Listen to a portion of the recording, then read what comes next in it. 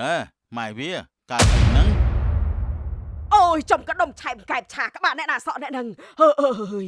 ខ្ញុំមិនដឹងទេមិនដឹងអីទេណាអើយ ណែម៉ែវារួចចុះមិនក៏ភ្ញាក់វិញឆ្ងាយម្លេះម៉ែវាឯងកើតអីបានជាដៃជើងញ័រអញ្ចឹងនោះ អើយគ្មានអីទេ បើគ្មានមិនក៏ភ័យម្លេះ ត្រូវហើយមាត់ពុកវាឯងមានឈាមណា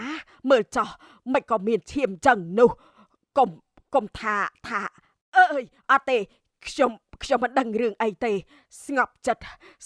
តសិនកាលពីព្រេងនាយមានបរិះក្រីក្រម្នាក់រស់នៅពិបាកណាស់គាត់គ្មានទ្រព្យឡើយលុះមានពេលមួយនោះគឺគាត់អង្គុយនឹកគិតថានៅផ្ទះពូជី បើគិតទៅខ្ញុំរកស៊ីក៏ម្លាំងទៀតចុះបើខ្ញុំចេះអំពីមុនវិជាមុនខ្មៅដាក់អំពើធ្មប់អាមតើល្អដែរទេណោះ ពូជាតិគិតចោះគិតឡើងមួយសន្ទុះក៏បាននឹកឃើញគំនិតមួយថា ល្បីថាគ្រូមិលចេះបល័យចម្លែកបើទំនេរខ្ញុំគួរទៅរៀនមុនខ្មៅពីគាត់សិនទៅបានប៉ុន្តែណែ ពូជាតិចង់មានហើយក៏ចង់ចេះមុនបាលីដែរតែគាត់គិតថាបើប្រពន្ធរបស់គាត់ដឹងមុខជារារាំងហេតុនេះគាត់ក៏បានសាឡបងចេញទៅរៀនការនេះស្ងាត់មិនឲ្យមីងផ្កាយដឹងទេជីអើពុកវាតាណាអញ្ចេះហ្នឹងរឹកពីដូចជាលាក់លៀមយ៉ាងម៉េចមិនដឹងទេហើយតែកុំខ្វល់អីដាំបាយដាំទឹកវិញល្អជាងមីងផ្កាយឆ្ងល់បន្តិចតែក៏មិនខ្វល់ច្រើនដែ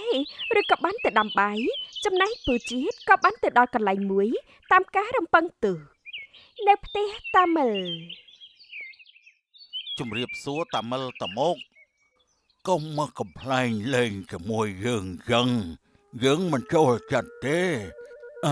និយាយចឹងតើឯងមករកស្អីដែរនេះជៀនគឺខ្ញុំចង់រៀនពីមុនខ្មៅហ្នឹងណាលោកតាហេតុអីក៏ចង់រៀនវាគ្រោះថ្នាក់ណាស់ណាបើរៀនមិនចេះកើតអាបកើតធ្មប់មានដឹងដែរទេណាហើយកុំចង់រៀនអីតែខ្ញុំពិតជាចង់មែនណាលោកតាជួយខ្ញុំផងទៅបើសិនជាចេះខ្ញុំមុខជាមើលទៅលយណាស់ហើយក៏ពិសេសដែរបើថាអញ្ចឹងប្រាប់ពីមូលហេតុបន្ថែមមកតើមានទេខ្ញុំចង់ក្លាយជាសិស្សលោកគ្រូហើយចង់ប្រកែដូចលោកគ្រូដែរហើយក៏មិនចង់នៅក្រទៀតដែរលោកគ្រូរៀនធ្មប់មិននឹងអាចមានបានទៅវារិតតែធ្វើឲ្យក្របន្ថែមទេម្យ៉ាងទៀតនោះយើងក៏កែខ្លួនហើយយើងមិនបង្កឲ្យគេជេរឲ្យគេស្អប់ទៀតទេមានអាគមហើយបើមិនទទួលសិស្សមិនអាចបន្តវេនបានទេតាមិលគួរតែបន្តកុំឲ្យវាបាត់បង់ណាយើងមិនបានថាមិនទទួលឯណាបើពិតជាចង់មែននោះគឺត្រូវមានលក្ខខណ្ឌមួយផងដែរតែជាលក្ខខណ្ឌអីទៅលោកតាសូមមានប្រសាសន៍មកចុះត្រូវគ្រប់គ្រងអារម្មណ៍ឲ្យបានល្អបំផុតកុំឆេវឆាវកុំបំពេញគេហើយត្រូវថ្វាយគ្រូឲ្យជាប់ជានិច្ចដូចគ្នាទើបពូកែបានមិនថាមានអីដែលពិបាកយ៉ាងណានោះទេខ្ញុំមិនខ្លាចទេព្រោះបំណងប៉ងយូរមកហើយដូច្នេះអ្វីក៏មិនមែនជាឧបសគ្គរបស់ខ្ញុំដែរល្អឥឡូវទៅរងខាងក្រោយសិនទៅចាំយើងណែនាំបន្តទៀតណាបានលោកគ្រូបាននៅក្នុងរោងនៃទីសក្ការៈយកគម្ពីរនេះទៅរៀនចុះមិនយូរទេឯងមុខជាបានចេះហើយបានលោកគ្រូត្រឹមតែប៉ុណ្ណឹងមិនពិបាកទេខ្ញុំហាត់រៀនតែមួយផ្លែនគឺចេះខ្ទេចអស់ហើយព្រះអើយខ្ញុំរំភើបណាស់នៅមានរឿងមួយទៀត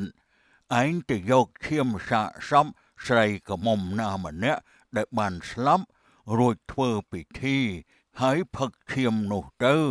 ឯងនឹងខ្លាំងជាមិនខានបានលោកគ្រូតែថាស្រីកមុំមិនអាចស្លាប់បាននោះមិនងាយរកបានទេបើចាស់អាចរកបានព្រោះចាស់អាយុច្រើនតែកមុំគ្នានៅក្មេងងាយងាប់ទេកុំឆោតពេក bà rốt mình bán bằng cả rừng mùi trớ bằng cả rừng mền tế việc đôi chìm xua tiệt đắng bài chẳng mình ban riêng thế đồ quên cho bạn ខ្ញុំនឹងធ្វើបានប្រកបណាស់ខ្ញុំនឹងទៅធ្វើរឿងនេះមិនឲ្យមានបញ្ហាដល់លោកគ្រូទេកុំប្រហែសឲ្យសោះណាត្រូវតែធ្វើវាឲ្យបានស្អាតល្អមិនចឹងទេឯងមុខទៅជាប់គុកមុនពេលខ្លាយជាមនុស្សពូកែមិនខានបាទលោកគ្រូខ្ញុំយល់ហើយមិនថាពិបាកយ៉ាងណាទេខ្ញុំត្រូវទៅរកស្រីកមុំដែលស្លាប់នោះឲ្យបានណាលោកគ្រូថ្ងៃនោះពូជាតិខំរៀនខំទន្ទិញណាស់លឺរសៀលបន្តិចគាត់ក៏បានទៅផ្ទះវិញចំណែកពូមិលក៏បាននិយាយនឹងខ្លួនឯងថាសង្ឃឹមតែគ្មានរឿងអាក្រក់កើតឡើងផងទៅចុះ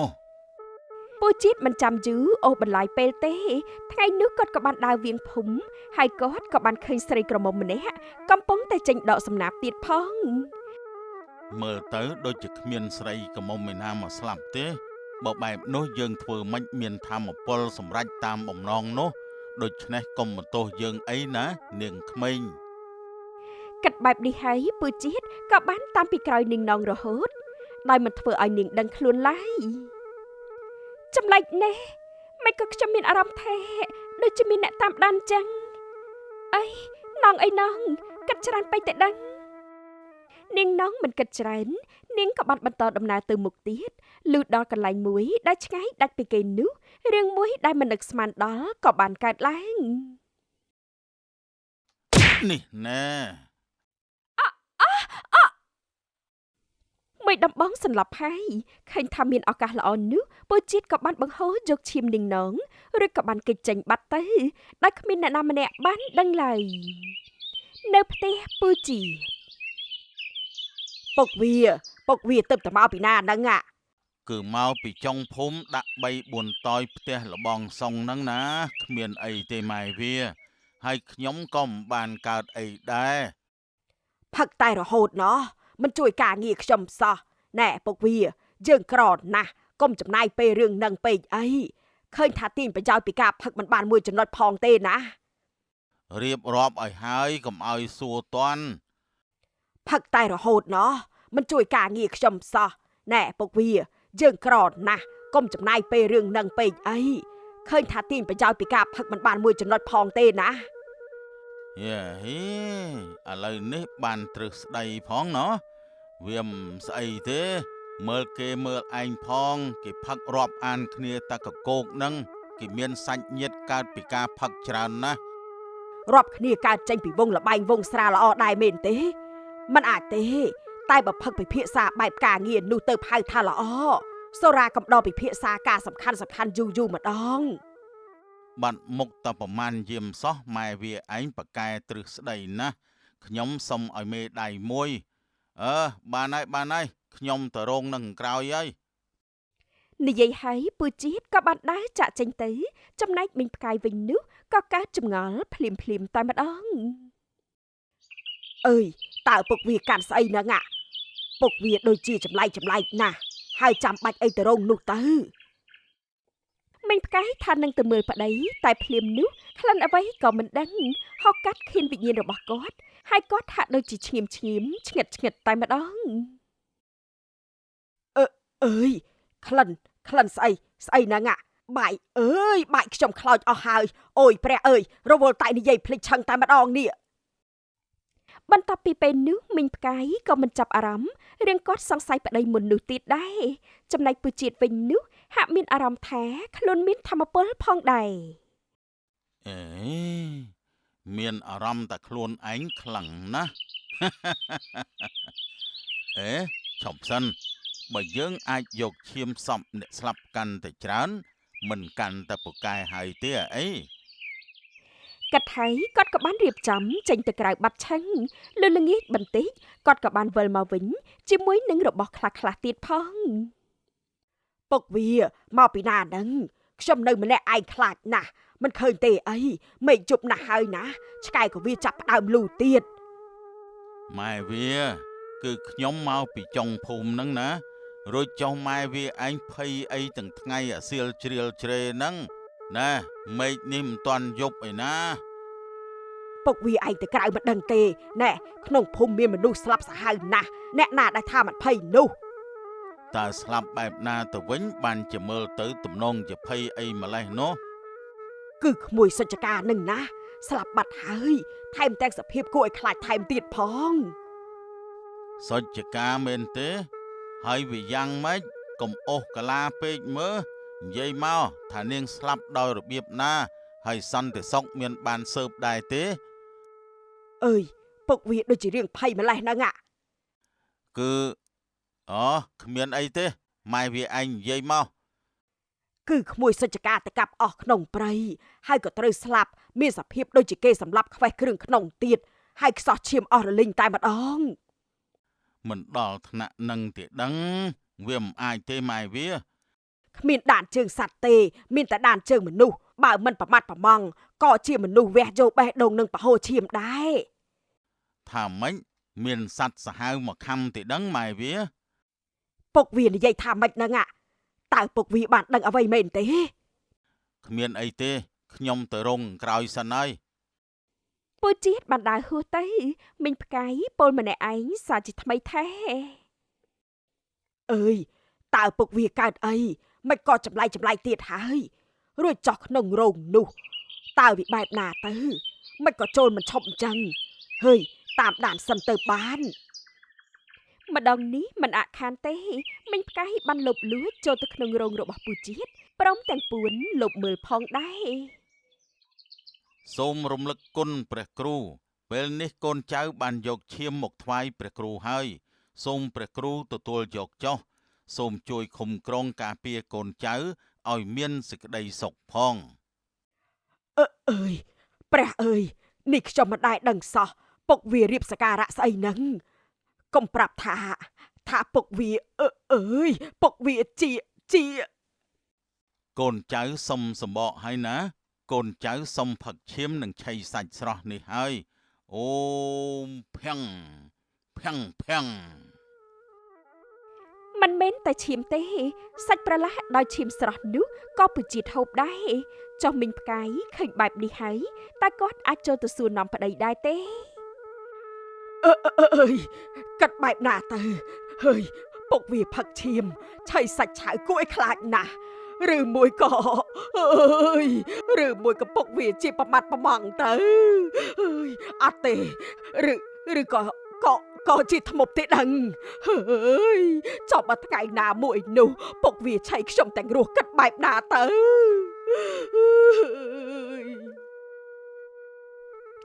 មីងផ្កាយភ័យណាស់គាត់ក៏បានដើរចេញជាមួយនឹងដៃញ័រទៅត្រឹកនិងមិនឲ្យប្តីបាត់ដឹងខ្លួននោះទេនៅក្នុងផ្ទះអើយតើអ្នកស្លាប់ទាំងអស់ជាស្នាដៃពុកវាមែនទេព្រះអើយមិនក៏មានកម្មបែបនេះខ្ញុំហើយមិនបានទេត្រូវលាក់រឿងនេះបាទអើយហើយត្រូវស្ងប់អារម្មណ៍ផងដែរទៅបានកំពុងតែភ័យផងពូជាតិក៏ដើរមកដល់ល្មម ណែម៉ែវាកើតអីហ្នឹង អូយចំកដុំឆែមកែបឆាក្បាលអ្នកណាសក់អ្នកហ្នឹងអើយខ្ញុំមិនដឹងទេមិនដឹងអីទេណាអើយ ណែម៉ែវារួចចុះមិនក៏ភ្ញាក់វិញឆ្ងាយម្លេះម៉ែវាឯងកើតអីបានជាដៃជើងញ័រអញ្ចឹងនោះ អើយគ្មានអីទេ បើគ្មានមិនក៏ភ័យម្លេះ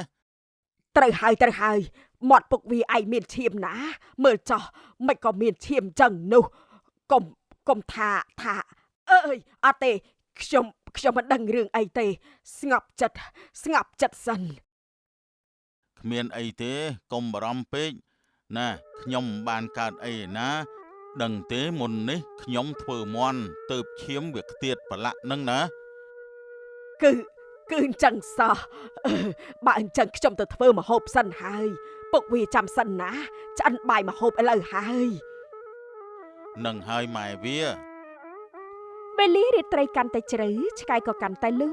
ចំណែកមីងផ្កាយសម្រានលក់ហើយក៏បានភ្ញាក់តិចនិងចេះតែព្រឺសម្បុរខ្ញាក់ខ្ញាក់ ឆ្កែមិនក៏លូម្លេះមិនកាត់ដេកពួនយកកម្លាំងទេអីមីងផ្កាយរសេះរសល់នឹងនិយាយបណ្ដើភ្នែកប្រឹមបណ្ដើហើយជប់នោះគាត់ក៏មិនឃើញប្តីទៀតផងអើយពុកវាទៅណាចេះមុននេះខ្ញុំឃើញនៅតើ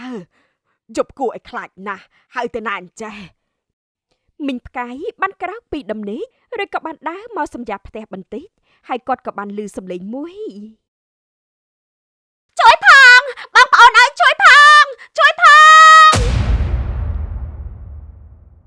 តើអ្នកណាមានរឿងអីចេះហើយឈប់សិនតិចខ្មោចលងទៅដឹងនេះមីងផ្កាយផ្ទៀងស្ដាប់និងព្យាយាមមើលរកតាមខ្សែសំឡេងតែគាត់ពុំបានឃើញអ្នកណាទេហេតុនេះគាត់ក៏បានគិតថាអើយតើអ្នកណាគេទៅតិចលោខ្មោចលងទៅហើយចូលទៅក្នុងសិនវិញទៅបានហើយ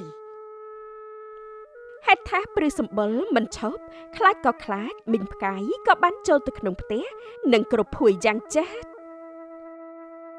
អើយពុទ្ធោពុទ្ធាំងអើយពុទ្ធោពុទ្ធាំងហើយខ្លាចណាស់តើវាជាខ្មោចជាធ្មប់ឬក៏ជាប្រមាត់ប្រម៉ង់ទៅអើយមីងផ្កាយភ័យផងសំងំផងចំណែកប្តីក៏មិននៅទៀតហេតុនេះគាត់មានតែពួននៅក្នុងភួយរហូតតតែមេឃភ្លឺនៅចេះចំការជេអើយព្រះអើយនាងចាំថាមុខជាត្រូវប្រមាត់ប្រមងខ្វេះគ្រឿងក្នុងហើយមកទៅនោះបើថាជាសត្វចម្លែកវាដូចជាមិនសមព្រោះវាគ្មានចង្គមហើយសាកសពក៏វាមិនបែកខ្ញែកទៀតតើនេះជាស្អីទៅវិញនោះមួយរយៈនេះមានមនុស្សស្លាប់រហូតតែរកការពិតមិនឃើញសោះតើគួរធ្វើបែបណាទៅខ្ញុំពិតជាពិបាកចិត្តណាស់ជួនគ្នានោះមីងផ្កាយក៏បានដើរមកនិងបាននិយាយថាតើមានរឿងអីទៅលោកបងមេភូមិមិនក៏ទីនេះអ៊ូអរម្ល៉េះគឺមានស្រីម្នាក់ស្លាប់ទៀតហើយតើជាអ្នកណាគេទៅគឺចន្ទថានឹងហើយអើយព្រះអើយមានន័យថាយប់មិញគឺជានាងសោះតើអ្នកបានដឹងរឿងអីខ្លះគឺខ្ញុំបានឮសំឡេងនាងស្រែកឲ្យជួយតែខ្ញុំមិនបានចេញមកទេព្រោះខ្ញុំគិតថាជាខ្មោចលងនឹងណាណែនៅចិត្តផ្ទះអ្នកមានខ្មោចពីអង្កលគឺមិនធ្លាប់មានខ្មោចទេព្រះអើយមិនក៏មិនជួយនាងផងចុះលោកប្អូនជាតិទៅណាយប់នោះមិនក៏មិនមកជួយគ្នាផងទៅមេតហើយបាត់ប្តីឆឹងតើគាត់ទៅណាអញ្ចេះមីងផ្កាយកាត់ក្តីមិនស្រួលនៅក្នុងចិត្តទេហេតុនេះគាត់ក៏បានរត់ទៅវិញអ្នកផ្កាយនេះមិនក៏ចម្លែកម្ល៉េះនៅក្នុងរោងសម្ងាត់របស់ពូជាតិសម្ដេចព្រះគ្រូសិស្សសូមថ្វាយឈាមនិងសាច់ស្រស់សូមព្រះគ្រូទទួលយកចុះភ្លាមនោះមីងផ្កាយបានតាំងសេចក្តីក្លាហាននិងបានដំឡើងសម្លេងដាក់ប្តីទៀតផងពុកវាម្ដងនេះខ្ញុំខ្លាចពុកវាទេព្រោះបើបដ ாய் ទៀតនោះមនុស្សនឹងស្លាប់ជាបន្តមិនខានទេម៉ែវាឯងនិយាយស្អីហ្នឹងហើយមិនក៏ចាំបាច់តម្លើងសម្លេងលឺម្លេះកុំមកនិយាយផ្ដេសផ្ដាសណាម៉ែវានេះចំមែនពីព្រោះខ្ញុំដឹងហើយថាពុកវាឯងជាធ្មប់ស្រីកមុំដែលស្លាប់ក៏ដោយសារជាស្នាដៃពុកវាដែរតើត្រូវទេម៉ែវាឯងនិយាយស្អីហ្នឹងហើយមិនក៏ចាំបាច់តម្លើងសម្លេងលឺម្លេះកុំមកនិយាយផ្ដេសផ្ដាសណាម៉ែវានេះចំមែនពុកវាស្ដាប់ឲ្យច្បាស់ណាបើពុកវាឯងសម្លាប់មនុស្សដើម្បីយកឈាមបូជាទៀតនោះខ្ញុំនឹងហៅអ្នកភូមិហើយដុតពុកវាឯងទៅរស់មិនខានទេនិយាយហើយមីងផ្កាយក៏បានដើរចេញចំណែកពូជាតិក៏រក្សាអារម្មណ៍ធម្មតាធ្វើដូចជាគ្មានអ្វីកើតឡើងនោះទេម៉ែវានេះយ៉ាប់មែនទែនមួយរយៈក្រោយមកនៅផ្ទះមីងមលីអើយអោលោកអើយលោកមិនក៏កូនស្រីខ្ញុំអាយុខ្លីម្ល៉េះតើមានរឿងអីឆាប់និយាយមកមិនក៏អ្នកយំស្រែកយ៉ាងហ្នឹង គឺយប់មិញកូនខ្ញុំងូតទឹកនាងច្រៀងលេងយ៉ាងសប្បាយតែមួយសន្ទុះក្រោយមកក៏បាត់ឈឹងហើយលុះខ្ញុំចោះមកក៏ឃើញ គឺឃើញថានាងស្លាប់ខ្សោះឈាមអស់រលីងមែនទេ មីងផ្កាយផងដែរក៏បានមកម្ដងទៀតអ្នកណាគេកើតអីតើអ្នកណាគេខ្សោះឈាមទៅអ្នក អើយកូនរបស់ខ្ញុំនឹងណា អើយព្រះអើយម្នាក់ទៀតហើយមិនបានទេខ្ញុំត្រូវតែនិយាយការប៉ັດហើយទៅបានបើបដោយនោះគឺអត់កើតទេ តើជាការពិតអីទៅ លោកបងប្តីខ្ញុំជាធ្មប់អាបសូមលោកបងនាំអ្នកភូមិទៅដុតប្តីខ្ញុំចោលទៅ ថាម៉េចច្បាស់ហើយមែនទេ មែនខ្ញុំច្បាស់ហើយទោះថាគាត់ជាប្តីខ្ញុំតែខ្ញុំមិនចង់ឃើញភាពអាត្មានិយមរបស់គាត់ធ្វើបាបអ្នកផ្សេងឡើយ បើបែបនោះនាំគ្នាទៅសម្លាប់ចោលទៅលោកបងជៀសវាងកុំឲ្យមានអ្នកផ្សេងទៀតស្លាប់ តើមានភ័ស្តុតាងថាគេជាធ្មប់ដែរទេ គឺមានលោកបងមកតាមខ្ញុំមកដឹងហើយឆាប់ឡើងមិញផ្កាយម្ដងនេះមិនការពារប្តីទៀតទេជៀសវាងមានអ្នកស្លាប់គាត់មានតែលះបង់ប្តីរបស់គាត់ចោលប៉ុណ្ណោះនៅចិត្តរងសម្ងាត់មើលចោះនោះគាត់កំពុងតែហូបសាច់ស្រស់ទៀតហើយ អើយប៉ាត់ថោអើយគួរឲ្យខ្លាចណាស់ មិននឹកស្មានសោះអ្នកប្រយ័ត្នផងណាខ្ញុំលបចាប់គាត់សិន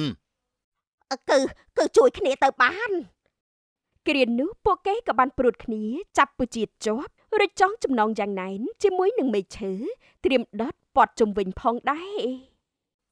សុំដោះលែងខ្ញុំទៅម៉ែវាមិនក៏នាំគេមកចាប់ខ្ញុំចង់បែបនេះ ពុកវាឯងជាធ្មប់ទេខ្ញុំមិនអាចឲ្យពុកវាធ្វើរឿងអាក្រក់ទៀតឡើយ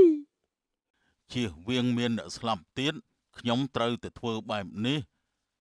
អ្នកអាក្រក់ណាស់អ្នកគ្មានក្តីមេត្តាទេអ្នកជាធ្មប់ប្រមាត់ប្របងពួកយើងដុតភ្លើងទៅ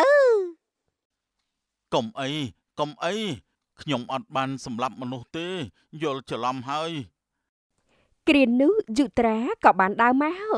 និងបានជះពន្លត់ភ្លើងចោលតែម្ដង អើយមិនក៏ក្មួយបលត់ភ្លើងយ៉ាងនេះ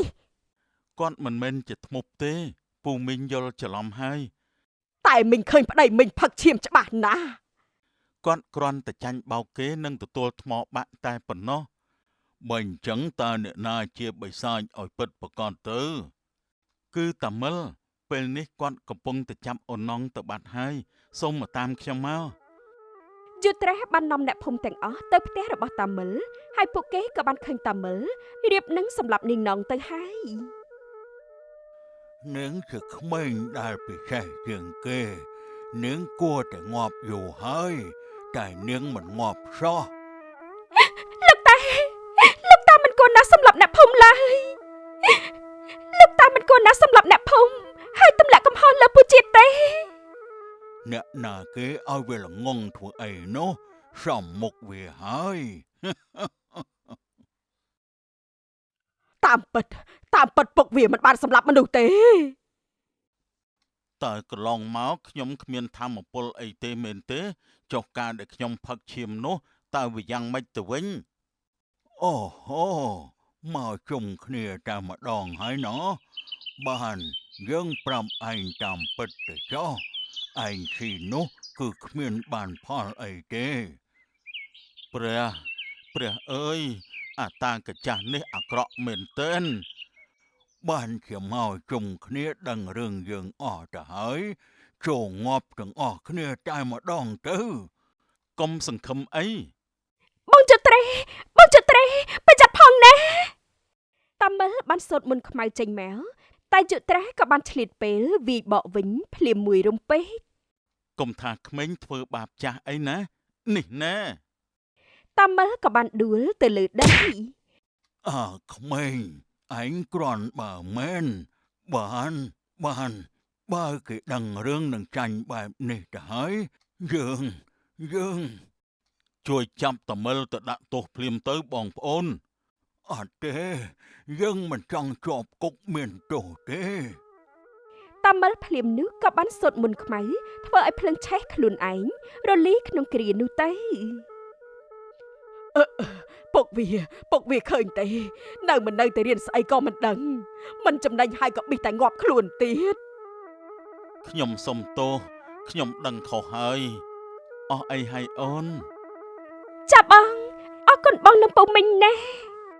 ពីពេលនោះមកលែងមានធ្មប់ទៀតហើយចំណែកអ្នកភូមិក៏បានរស់នៅសុខសាន្តតរៀងទៅ